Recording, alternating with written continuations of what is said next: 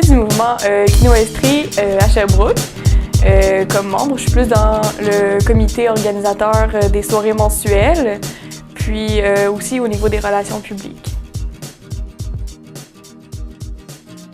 Kino, en général, c'est un mouvement cinématographique qui vise à stimuler le cinéma. Au début, en fait, ça a commencé en 1999 par quelques cinéastes d'ici qui avaient comme but de produire un film par mois en attendant la fin du monde qui avait lieu en 2000. Mais vu que la fin du monde attardait, ils ont continué juste dans leur mouvement. Puis ensuite, s'en est suivi que plusieurs personnes ont rejoint le mouvement. Et puis ensuite, ça s'est installé à Montréal. Puis c'est devenu international. Il y en a en Allemagne, en France, aux États-Unis, en Angleterre, un en Afrique. Puis il y en a un aussi, certainement ici, à Sherbrooke.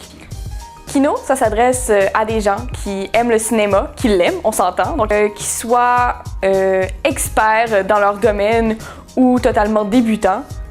Le but, c'est justement de participer au mouvement. En fait, la philosophie de Kino, c'est de faire bien avec rien, mieux avec peu, mais le faire maintenant. En Estrie, nous, on est rendu à l'étape où on fait des projections mensuelles au Bistrot Cinéma La Capsule chaque deuxième jeudi du mois. Fait on va projeter des courts-métrages qui ont été réalisés par des réalisateurs d'ici, bien entendu. Puis on a des rencontres avec des cinéastes, des chroniqueurs, des réalisateurs de Québec même. En fait, pour entrer dans le mouvement de Kino Estrie, on s'entend que c'est une implication bénévole. Personne n'est payé. Et c'est sûr, il faut que tu connaisses du monde qui sont dans le mouvement. Ou que tu ailles à nos soirées mensuelles, ou que tu aies fait nos kino-cabarets, le Kino-Cabaret Sherbrooke ou le Kino-Cabaret Jeunesse, tu sais, qu'on ait un peu connaissance de toi. Philippe Grenier, c'est un autre membre du mouvement Kino Estrie, mais c'est un autre membre du mouvement de la cellule de Kino en Estrie.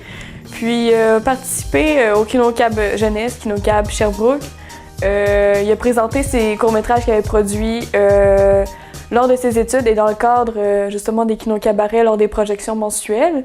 Comme moi, quand j'avais fait le Kino Jeunesse, t'avais Macha Fortin qui était une scénariste qui venait faire du mentorat par rapport à la scénarisation. Comme quelqu'un demandait, je pense que je vais avoir besoin d'aide par rapport à la scénarisation. Bien, on avait un rendez-vous avec la scénariste justement, puis elle disait, tu pourrais changer telle affaire avec ton scénario, ça c'est correct. Ou mettons avec un réalisateur au montage par après. On avait tout le temps du mentorat avec un spécialiste local.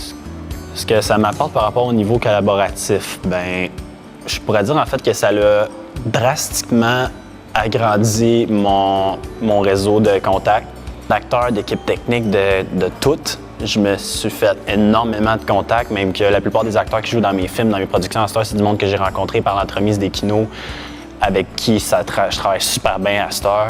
C'est sûr que lors des Kino-Cabarets, soit Jeunesse ou celui de Sherbrooke, on essaie de fournir le plus possible des outils qui permettraient de filmer pour les participants. Caméra, trépied, ordinateur avec des logiciels de montage, bien entendu, micro. On s'organise toujours pour, mettons dans les contraintes ou les thématiques, d'avoir un lieu accessible pour les participants. Kino Estrie, par l'entremise de ceux qui y participent, apporte un soutien entre personnes, en fait. Tu sais, des personnes qui vont pouvoir appuyer tes idées, tes méthodes de création ou justement ne pas les appuyer. Comment j'ai vécu le premier 48 heures, je dirais que c'était en même temps une des activités les plus épuisantes que j'ai eues, autant au niveau psychologique que physique, mais en même temps une des plus satisfaisantes que j'ai vécues. Donc, déjà que je porte énormément de chapeaux sur mes propres productions, quand vient le temps d'un kino, un condensé sur 48 heures, ça demande énormément de travail. Honnêtement, j'aimerais vraiment ça faire plus souvent des tournages condensés sur une courte période de temps. C'est un tournage que t'as pas une trop grosse pause entre chaque séance. En fait, il a fait 2 films en tout, 2 courts-métrages. Je me souviens plus des titres, mais un, c'était lors du Kino-Cabaret Sherbrooke, c'était dans la prison Winter. Il a fait un court-métrage qui était relié, il y avait bon, méchant, super-héros, zombies, il y avait des yeux rouges. Mais je l'avais trouvé bon parce qu'il avait réussi à intégrer du faux sang, mais en effets spéciaux. Donc, dans le fond, par l'ordinateur. Puis, Philippe il utilise souvent des armes à feu, des sabres. dans ses courts-métrages, justement. Fait qu'il a bien intégré, je trouvais, dans ses réalisations. Sinon, son deuxième, ça s'appelait Rendez-Loop. Dans le fond, c'était dans le cadre du Kino Cab Jeunesse. Puis, la contrainte, c'est on imposait un objet qui devait intégrer dans leur réalisation. Puis lui, c'était un petit bonhomme Fisher-Price. Puis à chaque fois que le petit bonhomme tombait à terre, ben la journée recommençait un peu. Le regard que j'ai sur ces réalisations dans le cadre justement du kino, ben en fait, c'est que je trouve qu'il était vraiment habile parce qu'en moins de 48 heures, sinon 72 heures pour le cabaret jeunesse, il a réussi à intégrer des effets spéciaux, à collaborer rapidement avec sa nouvelle équipe, donc des personnes que tu ne connais pas du tout. Ils ont écrit un scénario ensemble qui était assez solide, je te dirais, pour l'échéance qu'il y avait. Donc oui, c'est quelqu'un de travaillant, de concis.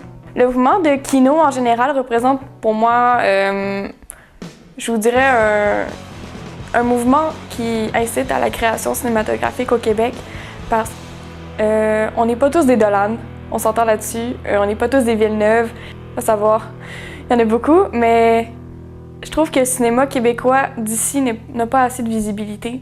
Je trouve que c'est un bon moyen de propulser les jeunes cinéastes ou les moins jeunes, ceux qui aimeraient ça, se lancer dans cet univers du cinéma.